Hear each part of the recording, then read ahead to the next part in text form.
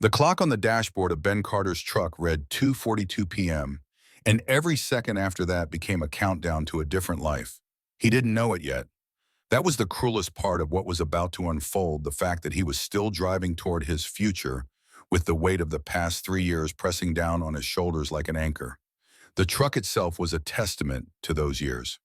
The paint had faded from blue to something closer to gray, and the air conditioning hadn't worked since February. Now it was October, which meant the oppressive heat had finally broken, but the phantom of sweat still seemed to cling to the steering wheel. His fingers were white-knuckled against the leather as he navigated the afternoon traffic on Route 12, taking the back roads to avoid the worst of the gridlock. He'd done the math 100 times. 23 minutes from his current location to the Meridian Hotel's corporate office downtown. 17 minutes of that buffer time sat in his pocket like a prayer he didn't quite believe in anymore. The interview was scheduled for 3 o'clock, a single opportunity that had taken him 3 months to arrange. His previous attempts at employment had all collapsed under the weight of bad timing and worse luck. There was the warehouse position he'd lost when his truck broke down and he couldn't make the early shifts for 2 weeks running. The construction contract that evaporated when the company ran out of funding mid-project. The steady HVAC work that had kept them afloat for 2 years until his knees started to give out, making the crawl spaces under houses into chambers of pain that radiated up his spine. Each failure had been its own small apocalypse. Each one had taught him something new about desperation and the particular shame of a man in his mid-30s who couldn't seem to catch a break. But this interview at Meridian Hotels was supposed to be different. The position was facilities manager for their main downtown property, steady work benefits, that actually meant something, a salary that would let Lily sleep in a room that wasn't right next to his, a salary that would mean he didn't have to choose between new shoes for her and paying the electric bill. He'd prepared meticulously. The night before, he'd ironed the same 3 shirts he rotated for formal occasions, choosing the one without the small stain near the collar.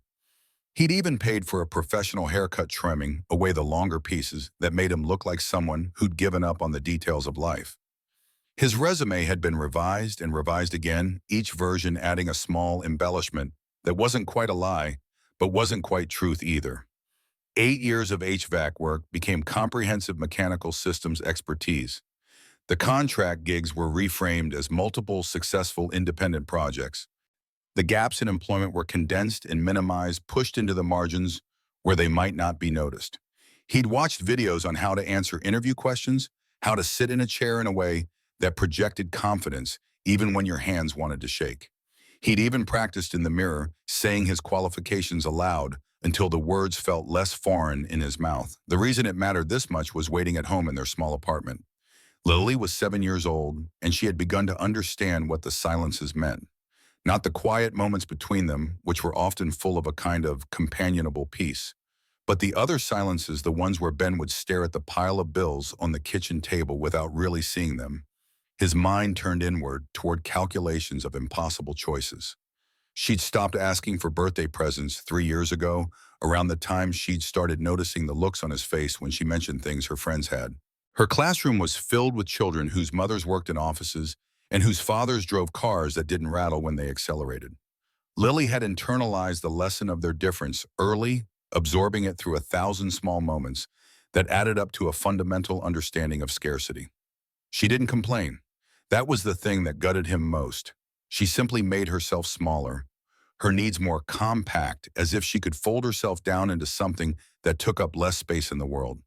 Ben had been doing that same folding his entire adult life. The marriage that had dissolved when his ex-wife decided that single motherhood and poverty were equally unappealing propositions, so she might as well cut her losses. The dreams of starting his own business, which had been sacrificed first for the marriage and then for the simple need to keep the lights on. The belief that hard work would automatically translate into security, a conviction that had been worn down by years of evidence to the contrary. What remained was a kind of stubborn determination that had calcified into something harder and colder. He would provide for his daughter. That was the iron core of everything. He would not let her down the way the world had let him down. He would not let her feel the particular shame of poverty that he felt every single day, the shame of rationing electricity, of buying clothes at secondhand stores, of pretending that the free school lunch program was something they simply preferred rather than something they desperately needed. The Meridian interview was supposed to change that equation. He'd done everything right. He'd shown up early for the preliminary phone screening. He'd answered the technical questions about HVAC systems with the kind of casual expertise that only came from years of hands-on work. He'd spoken about his experience with problem solving and his ability to manage both mechanical systems and the workers who maintain them. He'd projected reliability and competence and a quiet professionalism that the recruiter had seemed to appreciate. 2 weeks ago, she'd called back with the date and time. "They're very interested in your background," she'd said, and Ben had felt something in his chest expand with a cautious kind of hope, a hope that felt dangerous even as he harbored it. The afternoon sun was angled across Route 12 in a way that made the road shimmer with heat distortion. It had been 93 degrees when he'd left the apartment that morning, and the weather had only worsened as the day progressed. Traffic was moderate for this time of day, the late afternoon commute not yet in full swing. Ben kept his speed steady, maintaining a careful distance from the vehicles in front of him. He'd spent enough time on these roads to know where the cops usually sat, where the light synchronization favored faster driving, where an accident was most likely to form. Route 12 was the kind of road that looked innocuous but had a body count. Too many people trying to make up time, too many distracted drivers, too many moments where split-second judgment failed and physics took over. At 2:44 p.m., the sedan four vehicles ahead of him began to weave. It was subtle at first, just a slight rightward drift that might have been a lane change. But then it overcorrected, swinging hard back to the left. Ben could see the brake lights flare crimson. The sedan's tires caught the edge of the shoulder, and the entire vehicle seemed to lift for a moment, suspended in that terrible pause before gravity reasserted itself. The driver yanked the wheel back toward the road, but the car was already committed to its trajectory. It fishtailed across both lanes of traffic with a kind of terrible grace, and Ben's foot found the brake with an instinct that was older than conscious thought. The sedan ahead of him swerved to avoid the sliding car. The one behind him did the same, but the sedan itself continued on its arc, and then it hit the utility pole that stood sentinel at the edge of the road with an impact that seemed to happen in slow motion and instantaneously at the same time. The sound was extraordinary. It was the sound of metal reforming itself against immovable objects, the sound of glass shattering in 1,000 different frequencies, simultaneously, the sound of something alive and complex being reduced to twisted wreckage in the space of a heartbeat. The utility pole shuddered but held. The sedan did not hold anything at all. Its front end crumpled like a piece of discarded paper. Steam or smoke or something in between began to rise from the engine compartment. The smell hit Ben a moment later, gasoline and hot metal, and the sharp chemical signature of a car dying hard. He was already pulling to the shoulder, already shifting into park. His hands moved with a kind of automatic certainty that bypassed his thinking brain entirely. 23 minutes to the interview. 17 minutes to make it if he turned this truck around right now and drove like his life depended on it. That calculation registered somewhere in the back of his mind, even as every other part of him was already moving toward the wreckage. Around him, other vehicles were pulling over. But the people who got out were doing what people do after accidents. They were raising their phones, capturing the moment, backing away from the danger to a safe distance where they could witness without participating. Ben could see at least 40 people doing this, their faces illuminated by screen light, their expressions a mixture of shock and fascination, and something he didn't want to examine too closely about the human appetite for disaster. No one moved toward the sedan. No one ran toward the smoke the way you see in movies. No one seemed to register that there was a person inside that crumpled metal, a person whose life might depend on what happened in the next few seconds. The driver's side window was cracked in a way that created a spiderweb pattern of fracture lines radiating from a central point of impact. Through that spiderweb, Ben could see movement. A woman slumped against the steering wheel, her head tilted at an angle that made his stomach clench. Blood streaked down the side of her face from a gash along her temple. Her eyes were moving, searching. Her lips were moving, too, forming words that he couldn't hear through the glass, in the distance, and the fact that his blood was roaring in his ears like a river. "Help me." 2 words, not even really a complete voice, more the shape of desperation given form. And then her head turned just slightly enough that he could see her eyes widen with a new urgency, and he understood that she'd seen something he hadn't yet perceived. Behind her in the back seat, a small hand was pressed against the rear window. A child's hand. Small fingers splayed against the glass, as if the child could push their way towards safety through sheer force of will. 2:46 p.m. 14 minutes until the interview time, and Ben was already running toward the wreckage. His legs carried him across the shoulder of the road in a movement that felt both urgent and dreamlike. The gasoline smell grew stronger, with every step acrid and overwhelming, a warning that his body recognized even if his conscious mind was refusing to process the danger. The utility pole had created a shadow across the sedan, a small mercy of geometry. The engine was still smoking, thin wisps curling up from the hood. The door handle was hot when Ben grabbed it. Hot enough that his hand jerked back involuntarily, but he forced it to curl around the metal again, pulled with all of his strength. The door was wedged, crushed against the frame by the weight of the impact.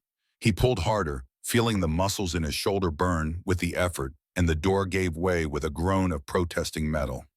The woman looked up at him when he wrenched the door open. Her eyes were unfocused, glassy with shock, but they found him and locked on with the intensity of someone clinging to the last solid thing in a disintegrating world. Her mouth kept making that same shape over and over. "Help me, help me, help me." But no sound came out anymore, just the movement of her lips, the desperation rendered in pure gesture. Ben reached into the car, and his hand came away slick with blood before he'd even touched her. There was a gash on her forehead that he hadn't seen from outside, a deep cut that bled freely, soaking into her hair and running down the side of her face. She was still wearing a seatbelt, the nylon strap locked tight across her chest, pinning her against the seat. "I've got you," Ben said. He wasn't sure if it was true.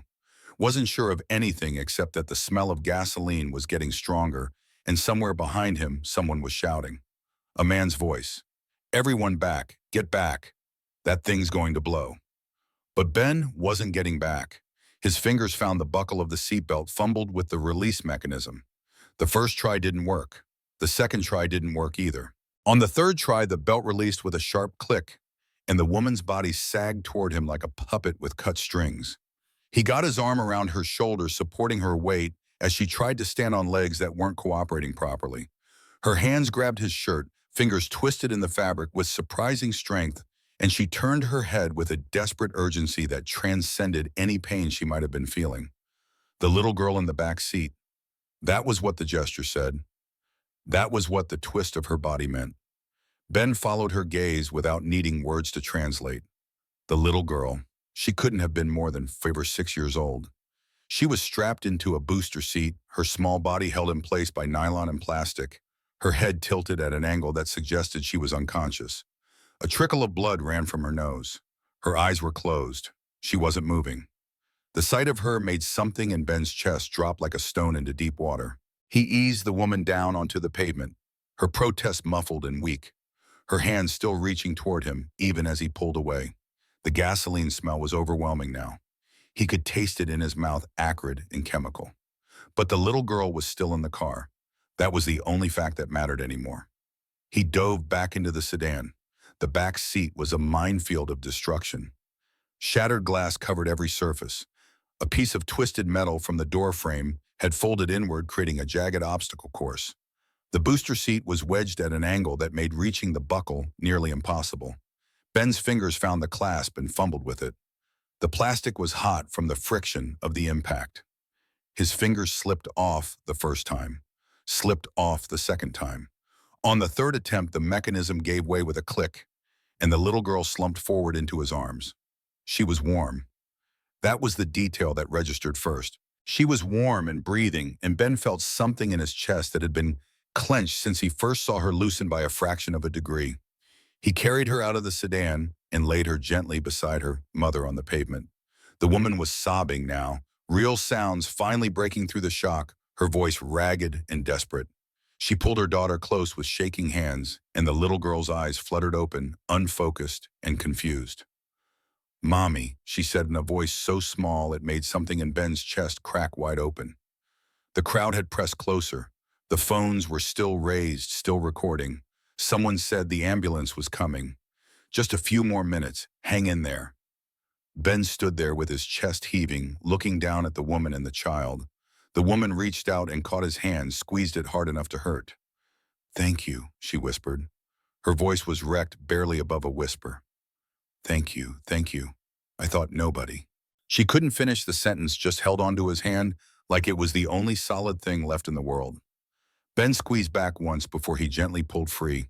He looked at his watch. 2:51 p.m. 9 minutes until the interview that would have changed everything. 9 minutes to get back to his truck. Another 23 minutes to drive downtown. If he pushed the speed limit hard enough, if the lights cooperated, if everything aligned in his favor. He could still make it. He could still walk into that conference room with his resume in hand and a best smile plastered across his face. He could still pretend that his hands weren't shaking from adrenaline and gasoline fumes, and the residual impact of human mortality made manifest in twisted metal. But the woman was still holding his hand, and her eyes were still locked on his face with an intensity that suggested she was seeing not just a man who had helped her, but a man who had made a choice to help her instead of something else, instead of somewhere else, instead of someone else.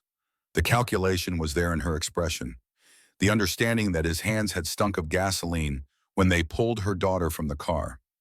The knowledge that he had given up something crucial in those moments when he was pulling on seatbelts and fumbling with buckles instead of sitting in traffic, checking his watch every few seconds, mentally preparing himself for the most important interview of his life. Take care of her, he said, nodding at the little girl. And then he was running back to his truck. His shoes crunched over broken glass scattered across the asphalt. His heart was hammering against his ribs so hard he thought it might break through. He threw himself into the driver's seat and pulled back onto the road, weaving through the stopped traffic with a kind of reckless urgency that was probably dangerous. The clock on the dashboard ticked forward as he drove. 2:53, 2:55, 2:58. He made it through a yellow light that was turning red, cut across 2 lanes of traffic that was moving too slowly. The city downtown loomed larger in front of him as he pushed the truck towards 70, then 75, then 78 on a road marked 45. There were other vehicles in his way, drivers who weren't cooperating with his timeline, people who didn't understand that everything depended on the next few seconds.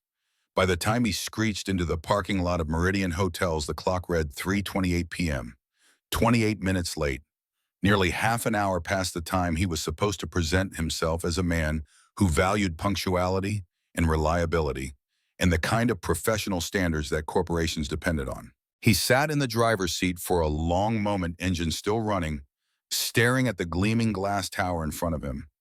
It was a new building, maybe 3 years old, all chrome and tinted glass, and the kind of architectural confidence that came from spending obscene amounts of money on the design.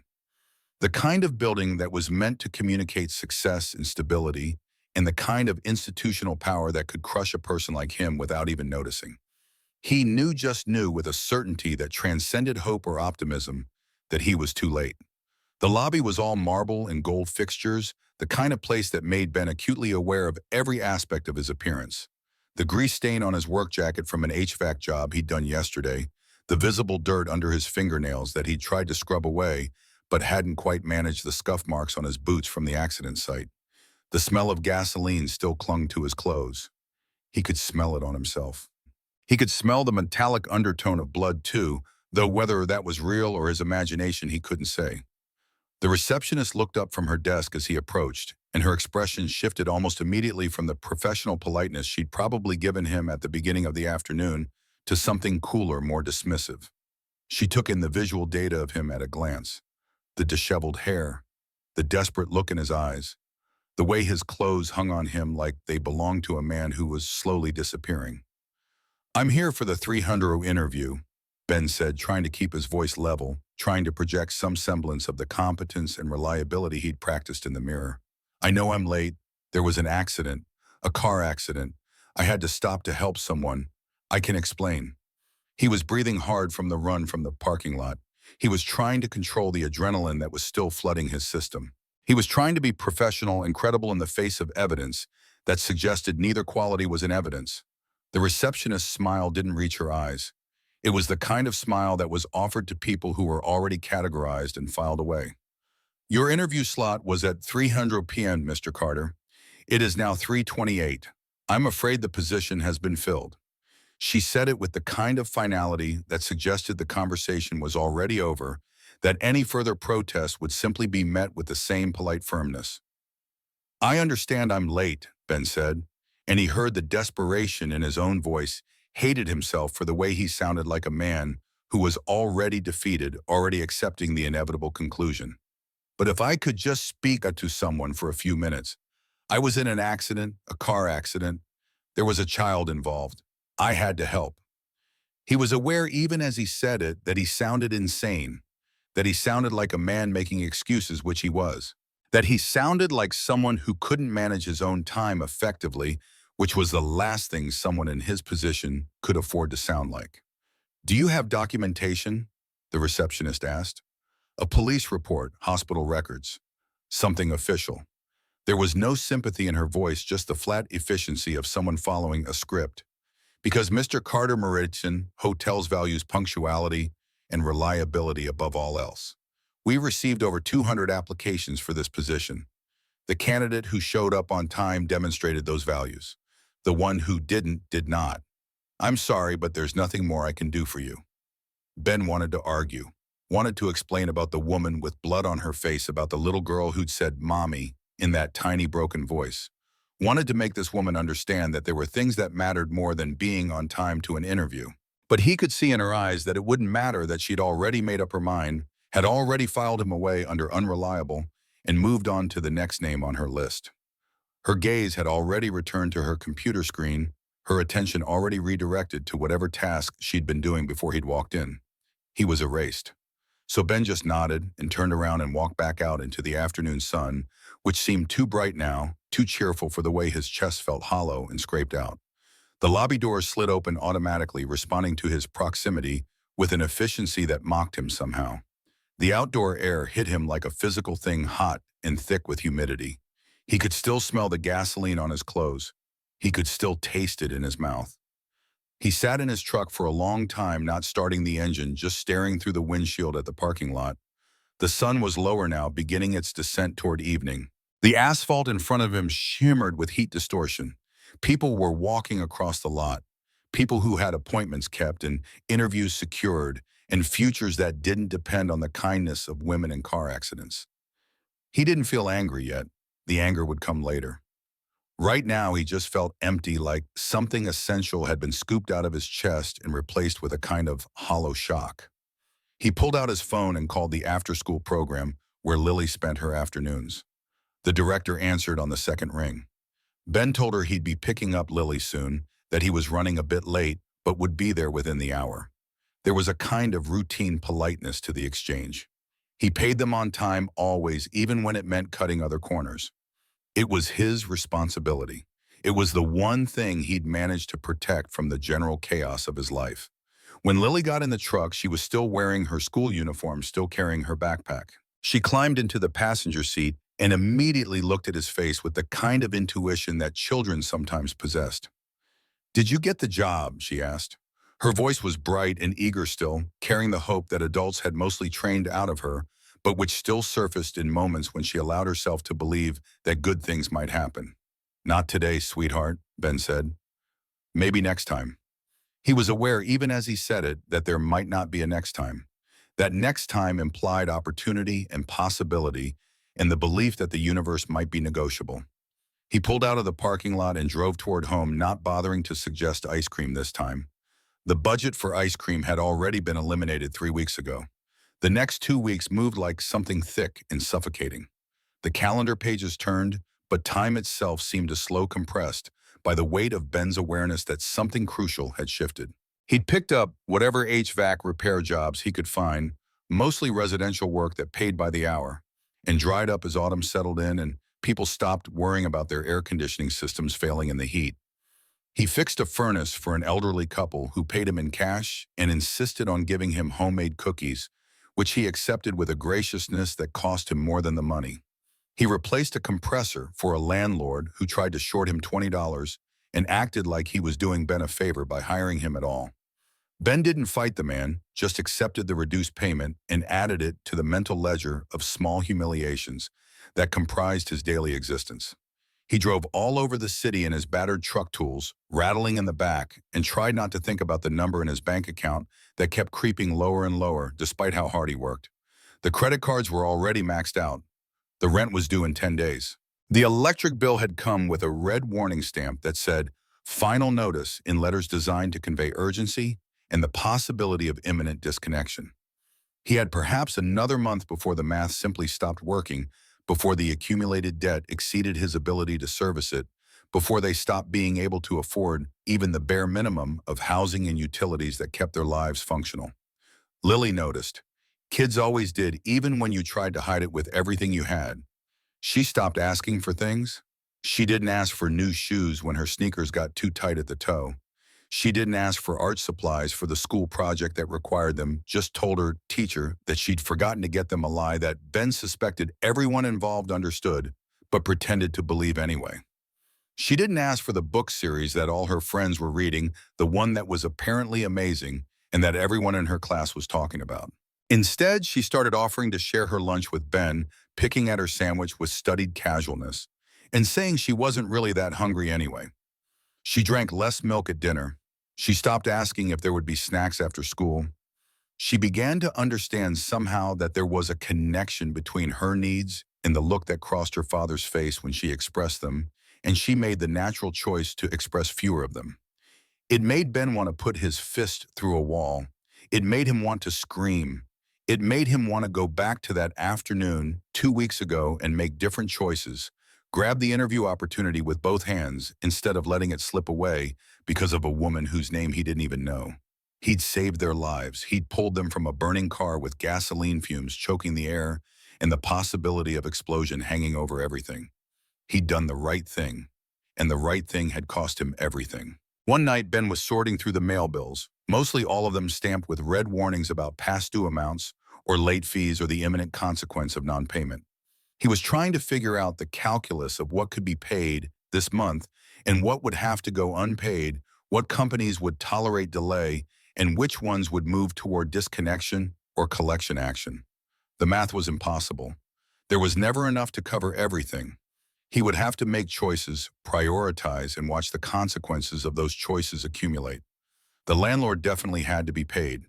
The electric bill probably, unless he wanted to spend the winter in darkness and cold. The water bill might be delayable for another month. The credit cards would just charge more interest, but at least they wouldn't disconnect the service in quite the same immediate way.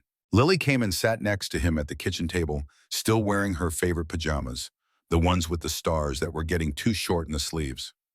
She had her math homework spread out in front of her, but she wasn't looking at it. She was looking at Ben with an expression that was too old, too knowing for a 7-year-old child. Something had shifted in her in these past 2 weeks. Something about watching her father navigate the impossible mathematics of poverty had accelerated her understanding of the world in a way that childhood usually protected against. "Dad," she said quietly, "are we going to be okay?" The question hung in the air between them, and Ben felt something in his chest clenched tight like a fist. He put down the electric bill he'd been staring at without really seeing, and pulled Lily into his lap, even though she was getting too big for it, even though his back protested after a day spent crawling around in crawl spaces, in tight mechanical spaces where his body was folded against itself. "Yeah, baby," he said into her hair, which smelled like the cheap shampoo they bought in bulk from the discount store. "We're going to be okay, I promise." It was the kind of promise you made even when you weren't sure you could keep it. It was the kind of promise that parents had been making since the beginning of time, a kind of hopeful lie that was the only thing standing between a child and the full weight of understanding their own precarious circumstances. Lily nodded against his chest, and he held her until her breathing evened out, and she'd almost fallen asleep, her small body relaxing against his, in the way that only tired children could do. Then he carried her to bed and tucked her in under the thin blankets that would need to be supplemented by quilts when the temperature dropped. He stood in the doorway for a long time watching her sleep, watching the rise and fall of her chest, trying to figure out how he was going to pay rent next month. The answer didn't come that night. It didn't come the next day either. The answer came 3 days later in the form of a phone call from a number Ben didn't recognize. He almost didn't answer. Too many creditors calling lately. Too many conversations that started with artificial politeness and ended with thinly veiled threats. The kind of calls that brought anxiety with them that made his stomach clench before he even heard the voice on the other end. But something made him pick up on the fourth ring. Some small voice that suggested that ignoring the problem would only make it worse. "Hello," he said. His voice was cautious, guarded. "Is this Ben Carter?" A woman's voice came through the phone. It was hesitant, slightly rough around the edges, like she wasn't entirely sure she was doing the right thing in making this call. "The man who helped at the accident on Route 12 2 weeks ago." Ben's hand tightened on the phone. "Yeah, that's me." He couldn't imagine what this could be about. Lawsuits, maybe. Something official. Something that it would add another layer of complication to an already impossible situation. "Who is this?" "Oh, thank God," the woman said, and the relief in her voice was genuine and palpable, a real thing that you could almost touch through the phone line. "I've been trying to find you. The police wouldn't give me your information, privacy laws or whatever. But I got the traffic camera footage and tracked down your license plate through the registration. And I'm sorry, I know this sounds creepy. I just really needed to thank you properly. You saved our lives." "If you hadn't stopped, if you hadn't pulled us out of that car," the paramedic said. She trailed off, and Ben could hear the effort it took her to compose herself. "I don't need any thanks," Ben said, though the words came out automatically, something he'd been trained to say by a lifetime of small interactions. "I'm just glad you're both okay. Your daughter, is she?" He couldn't even finish the question. He'd been trying not to think about the little girl, trying not to imagine what might have happened if he'd made a different choice that afternoon. "Harper," the woman said. "Her name's Harper, and she's fine, completely fine thanks to you. Concussion and some bruising, but the doctor said if she'd been in that car any longer, if the smoke had gotten worse." Her voice cracked, went quiet for a moment.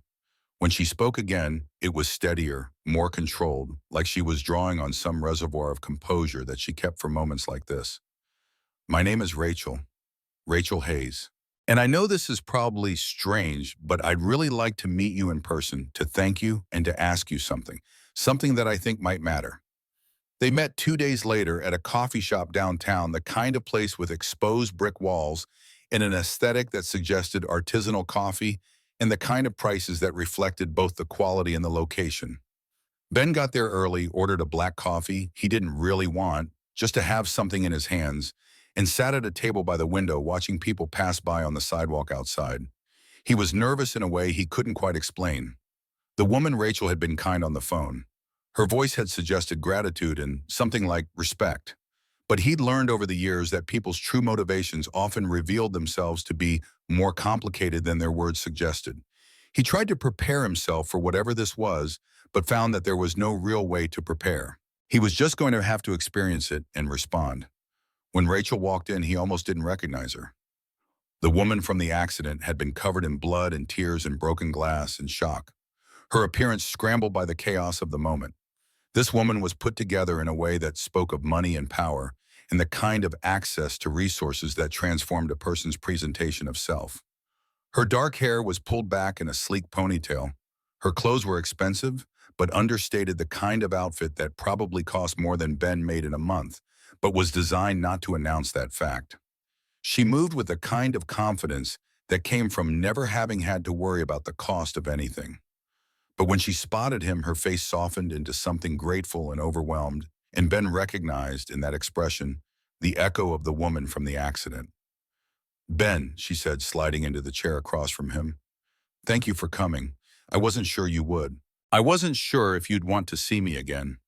She smiled, and it was a genuine expression of warmth, not the practiced smile of someone conducting business. "I know this is weird. 2 weeks ago, I didn't know your name, and now I'm tracking down your license plate and calling you on the phone. But I needed to do this in person." "You said you wanted to ask me something," Ben said. He was aware that he sounded direct to the point of rudeness, but he didn't know how to do small talk in a situation like this. He didn't know what the appropriate social script was for meeting the people you'd pulled from a car accident and talking to them in a coffee shop weeks later. On the phone, Rachel smiled at his directness like she appreciated the absence of pretense. "I did," she said, "but first I need to properly thank you for what you did. The doctor said another 2 minutes and the smoke inhalation would have—" She stopped, shook her head. "You risked your life for strangers, and I need you to know that means something. It meant everything." "Anyone would have done the same thing," Ben said. He shifted in his seat, uncomfortable with the weight of her gratitude, the way it seemed to be pressing down on him with more intensity than he could comfortably bear. No, Rachel said firmly. They wouldn't have. There were 40 people standing there with their phones out recording and not one of them moved. Just you. Just you risked your life and your safety to pull my daughter out of a burning car. She paused, studying his face with an intensity that made him look away. You look tired. It's been a long couple of weeks, Ben said, because of the interview you missed. It wasn't your fault, Ben said, and he heard the defensiveness in his own voice, the shame. The sense that he should have made a different choice somehow, should have found a way to do both things at once, save the woman and her daughter, and still make it to the interview on time. As if the universe operated according to principles that would have allowed such a thing. It's not yours either, Rachel said quietly, but it happened anyway. And now you're struggling because you chose to do the right thing. And that's, she made a frustrated gesture like she was trying to catch hold of the right words, trying to shape the air into language that could convey her meaning. That's not okay. I looked you up, Ben. I did some research. I found out you were supposed to interview for a position at Meridian Hotels that day, and that you didn't get it because you were late, because you stopped to help us. Ben felt his jaw tighten. That's not your responsibility. You didn't make me stop. I chose to. No one put a gun to my head. No, Rachel acknowledged.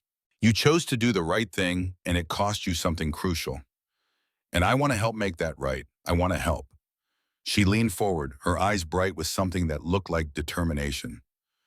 Ben, what if I told you that you could still get that job? What if I told you that I could make one phone call and get you another interview, an even better one? Ben frowned. He was struggling to understand the mechanics of how such a thing would be possible.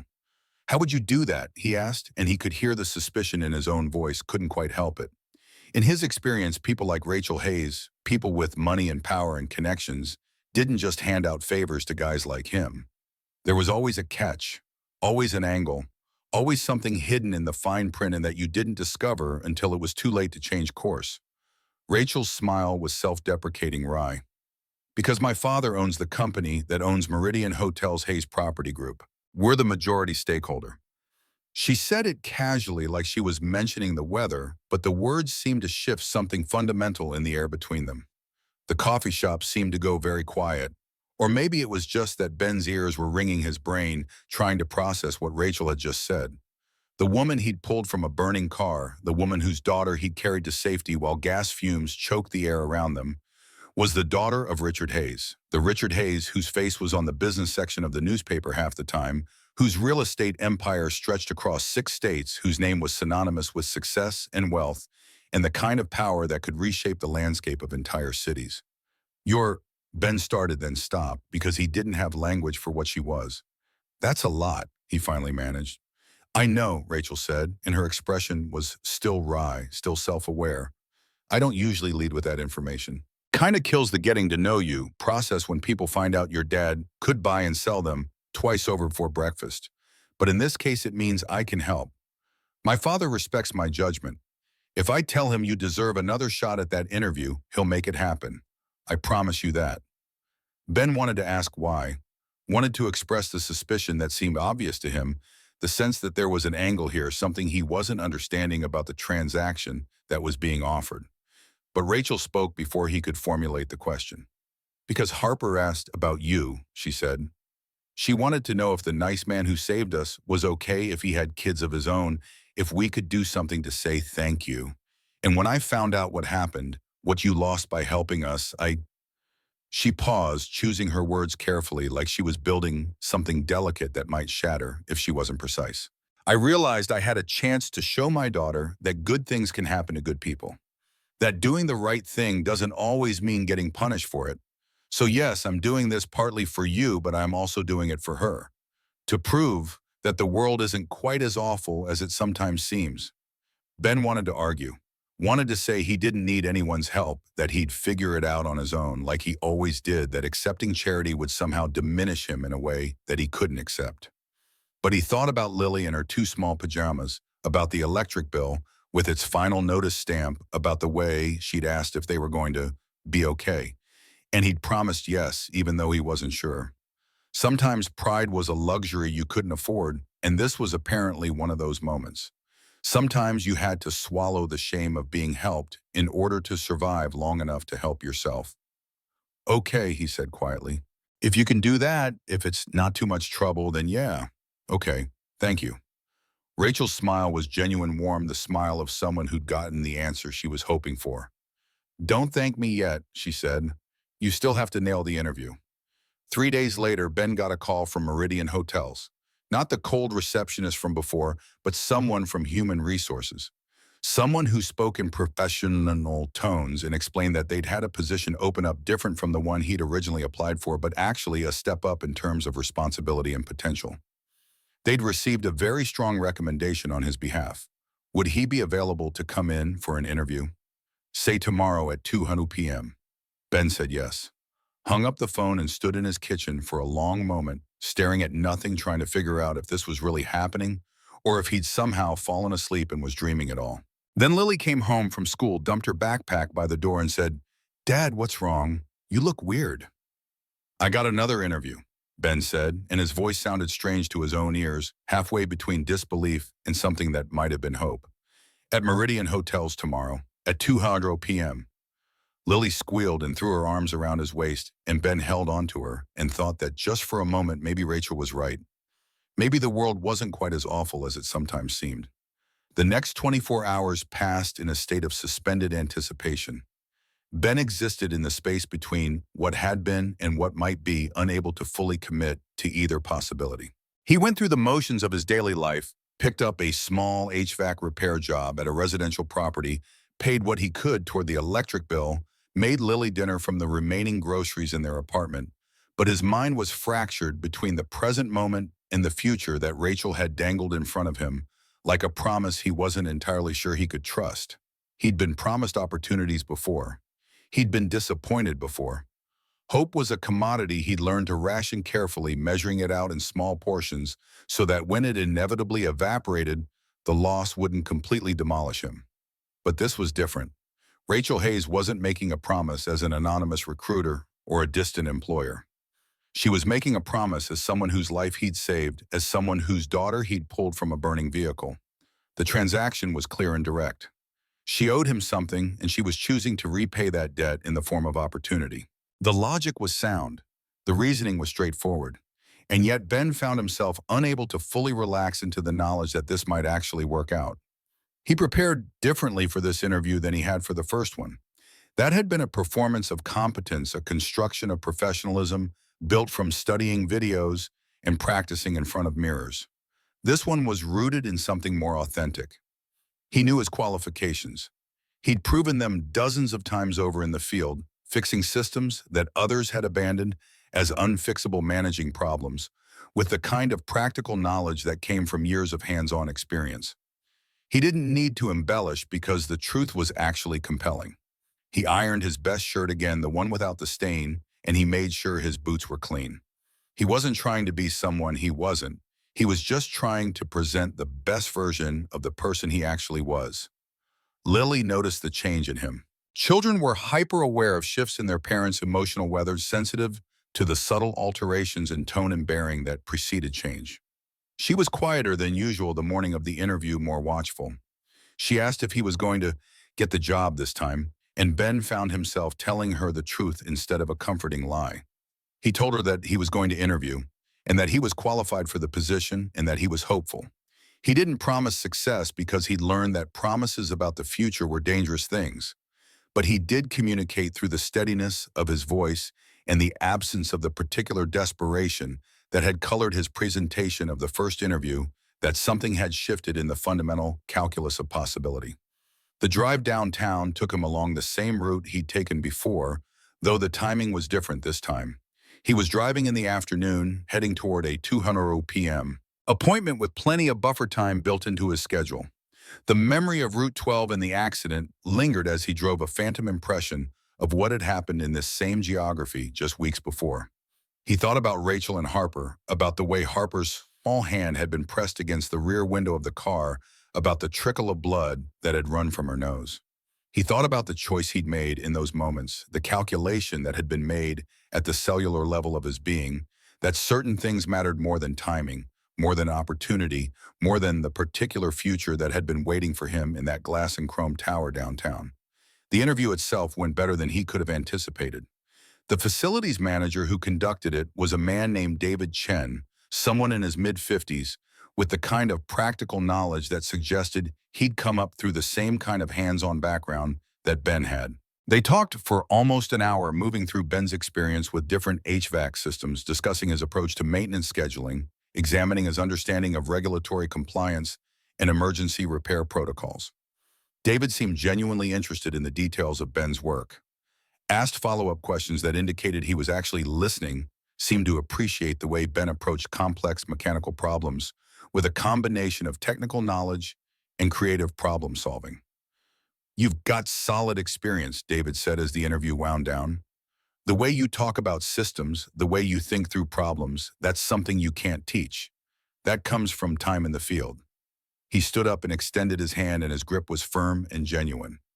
"I think you're exactly what we're looking for. You'll be hearing from us very soon." Very soon. Ben walked out of the building feeling lighter than he had in weeks, almost allowing himself to believe that this might actually work out, that the nightmare of the past month might finally be ending. The interview had gone so well. David had seemed impressed. The position was a step up from what he'd originally applied for: more responsibility, more potential, more of everything that might translate into a future where Lily could have new shoes when her feet grew and books when her class was reading them. He was halfway to his truck when he heard someone call his name. He turned to find a man in an expensive suit striding toward him. Late 40s, silver hair, the kind of confident posture that came from never having to worry about money a day in your life. The man's face was composed into an expression of professional courtesy, but there was something underneath it, something sharp and assessing and not entirely friendly. "Mr. Carter," the man said, extending his hand, "I'm Graham Foster, Director of Human Resources for Meridian Hotels. I was hoping I might have a word with you privately." They ended up in Graham's office on the 14th floor, all glass walls and minimalist furniture, and a view of the city that probably cost more in rent than Ben made in a year. Graham gestured for Ben to sit, and there was something in his expression that made unease prickle along Ben's spine. The kind of unease that came when you were suddenly aware that you didn't understand the full scope of what was happening, that there were layers to this conversation that you weren't equipped to navigate. "I'll be direct, Mr. Carter," Graham said, folding his hands on the desk. "I know why you're here. I know that Rachel Hayes vouched for you, and I know exactly why she felt compelled to do so. I've reviewed the police report from the accident, spoken to the responding officers, confirmed the timeline. You did indeed help Mrs. Hayes and her daughter, and you did indeed miss your original interview as a result." He paused, his eyes sharp and assessing. "So let me lay out the situation for you clearly."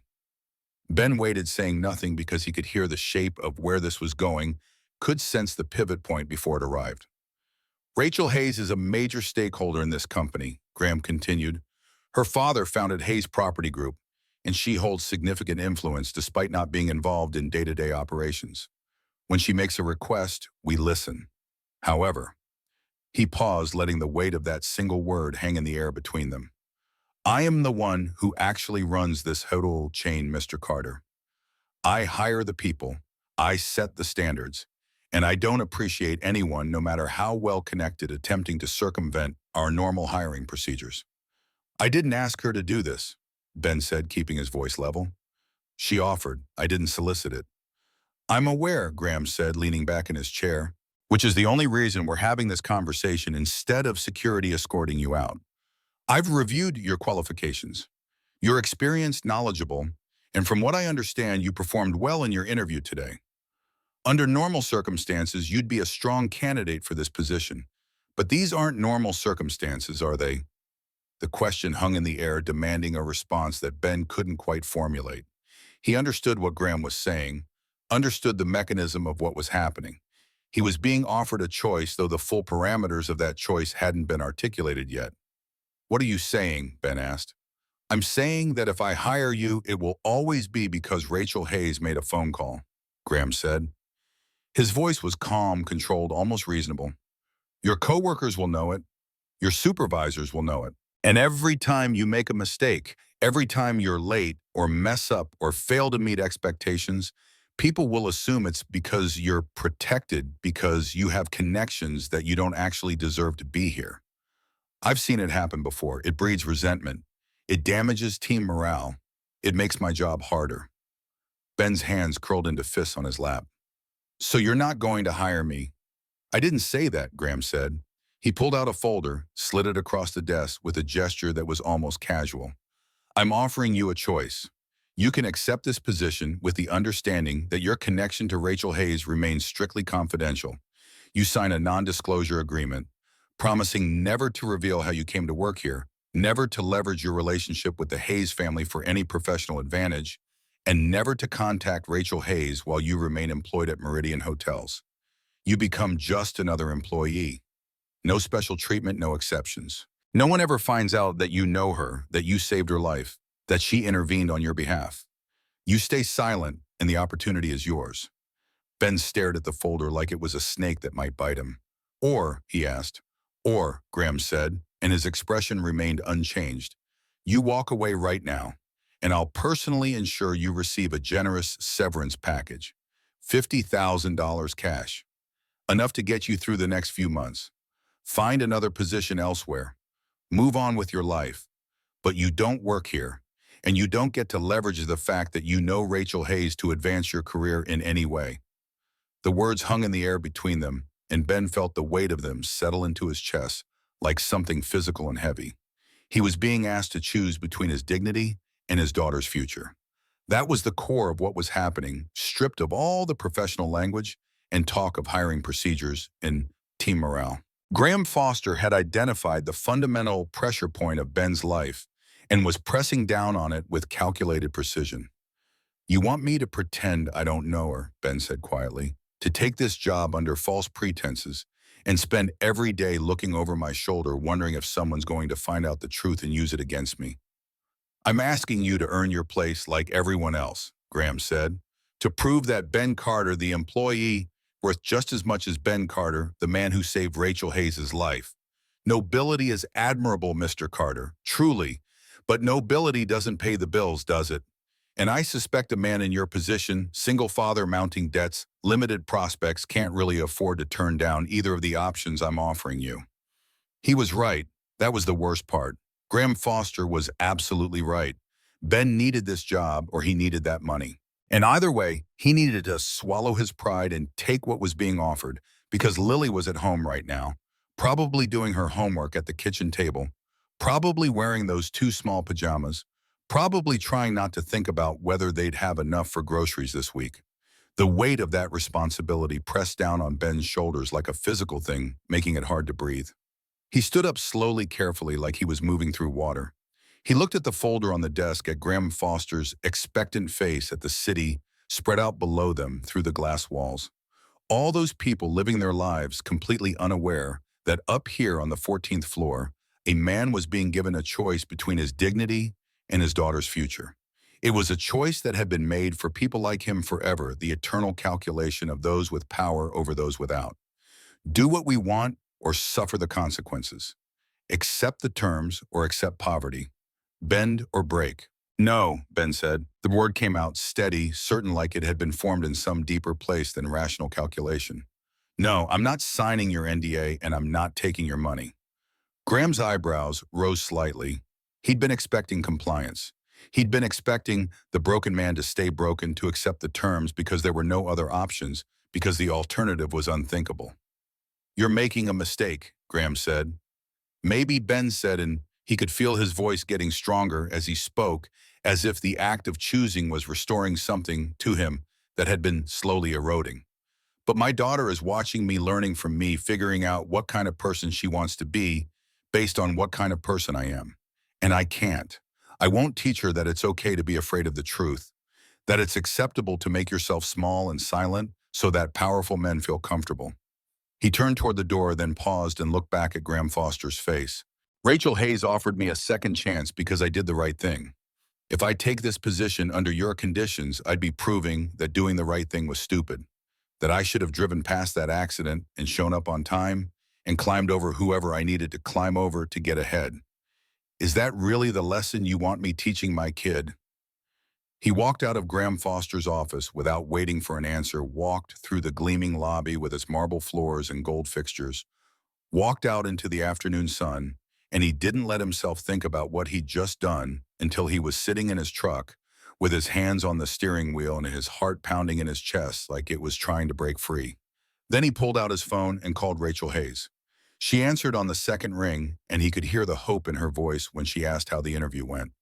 "I need to tell you something," Ben said, and then he told her everything. The interview with David Chen, the apparent success, Graham Foster pulling him aside the ultimatum, the NDA, the $50,000, the choice he'd been given, and the choice he'd made.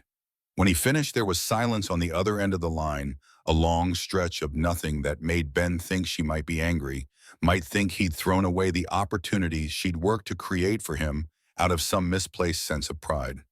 Then Rachel said very quietly, "That son of a bitch." "I'm sorry," Ben started. "Don't you dare apologize." Rachel cut him off, her voice sharp now, dangerous in a way he hadn't heard before. "Graham had no right to do that, no authority to make those demands. He works for my father, not the other way around, and he seems to have forgotten that. I'm going to call my father right now. This isn't over." "Rachel, you don't have to," Ben said. "I made my choice. I can live with it.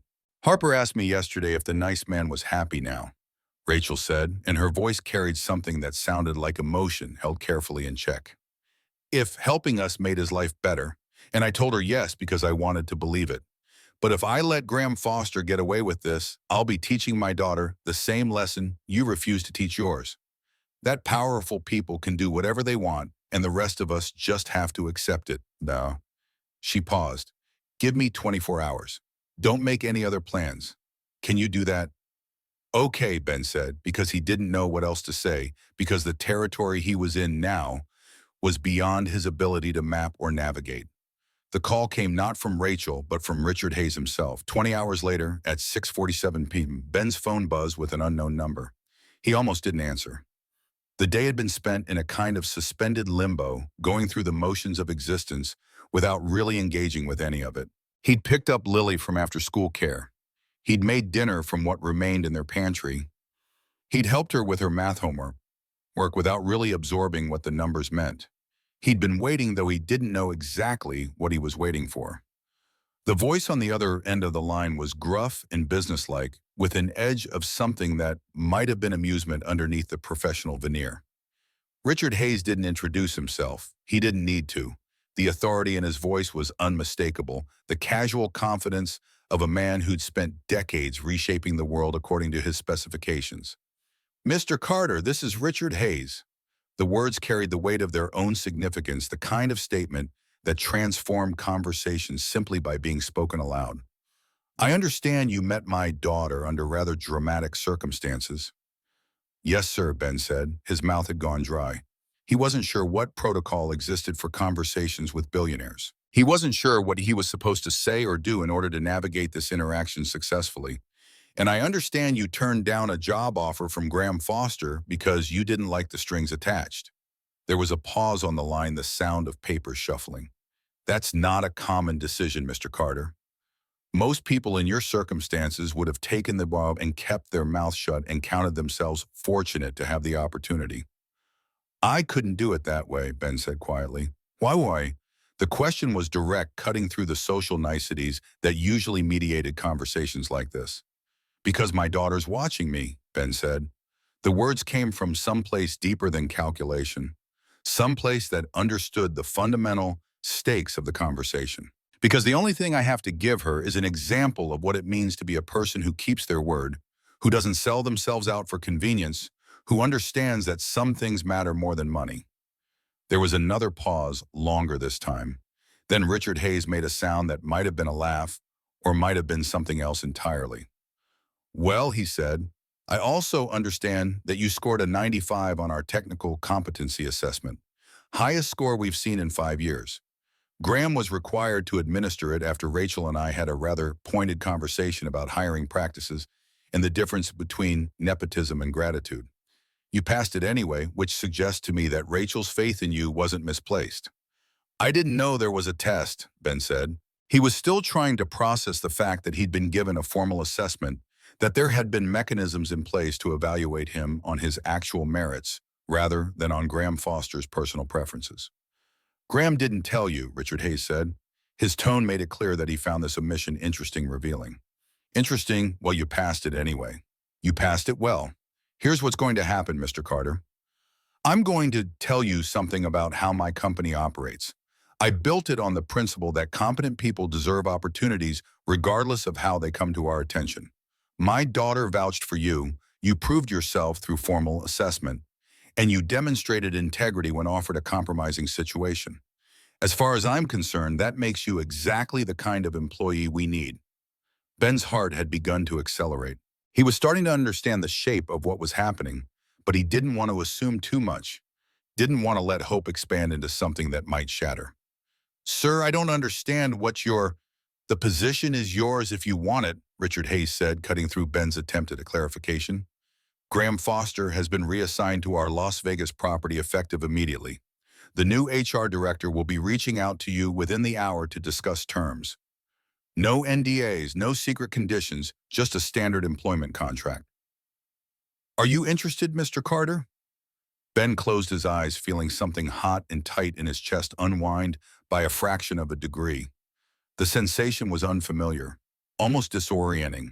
It was the feeling of being caught before you fell of the ground suddenly appearing beneath you when you'd expected only emptiness. Yes, Ben said. His voice sounded strange to his own ears, distant and dreamlike. Yes, sir. I'm very interested. Well, good, Richard Hayes said. Welcome to Meridian Hotels, Mr. Carter. Don't make me regret this. The line went dead. Ben sat there for a long moment, phone still pressed to his ear, trying to process what had just happened. The words seemed to echo in his mind, don't make me regret this. A sentence that was both a benediction and a warning. A statement that carried with it the weight of expectation and the understanding that he had been given something that could be taken away just as easily as it had been granted. But it had been granted. The position was his. The job that had seemed so far out of reach just hours ago was now his to accept or reject, and Richard Hayes clearly expected him to accept it. Then Lily burst through the front door. She'd been in her room doing homework, and she must have heard something in his voice, some shift in his tonal landscape that indicated something significant had shifted. She took one look at his face and said, Dad, what's wrong? Nothing's wrong, baby, Ben said, and he pulled her into a hug, held her tight against his chest. Everything's right. Everything's going to be okay. The next morning, the new HR director reached out with all the details. The position was his. The salary was better than he'd expected, better than anything he'd dared to imagine.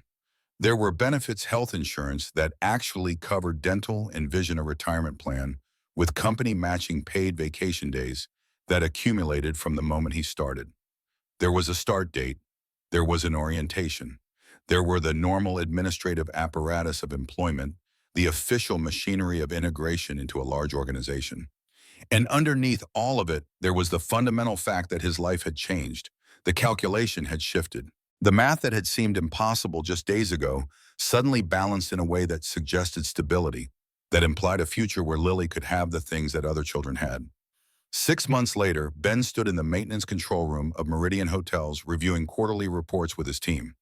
The preventive maintenance system he'd implemented had reduced emergency repair calls by 40% and saved the company over $200,000. The facilities manager, David Chen, had mentioned casually in a recent conversation that corporate was impressed that there might be opportunities for advancement if Ben was interested. The trajectory was clear. He was proving himself not because of Rachel's intervention or Richard Hayes' directive, but because he was actually good at what he did, because he brought to the work a combination of technical expertise and practical problem solving that created measurable value. The surprise came on a Tuesday afternoon when Rachel Hayes walked into the lobby with Harper. Both of them were dressed for some function or another, some social engagement that required the kind of polished appearance that spoke of resources and access. Harper spotted Ben checking one of the HVAC panels near the elevators, and the little girl's face transformed into an expression of pure recognition and delight. She broke away from her mother and ran over her dress, swishing with the movement, her face bright with the kind of uncomplicated joy that only children seemed capable of maintaining. "It's you," Harper said. "The nice man." Ben smiled, crouching down to her level. She was taller than he remembered, growing at the rate that children did, changing in incremental steps that were only noticeable when you hadn't seen them for a while. "Hey there," he said. "How have you been?" "Good. Mommy says you work here now. Are you happy?" The question was so earnest, so genuinely concerned, that Ben felt something catch in his throat. He thought about the past 6 months, about the way his life had transformed in the space of time that had seemed so impossible to navigate when he was in the middle of it. He thought about the apartment that now had heat in the winter and electricity that didn't flicker. He thought about Lily and her new shoes, about the books she'd gotten for her birthday, about the way she'd stopped making herself smaller in the world. "Yeah," he said softly. "Yeah, I'm happy." Rachel had caught up by then, slightly out of breath from pursuing her daughter. She and Ben exchanged a look that held months of complicated history, gratitude and guilt, and something like friendship. There was a kind of understanding that passed between them in that moment, an acknowledgement of what had transpired and what it meant for both of them. She'd given him an opportunity, yes, but he'd also given her something in return.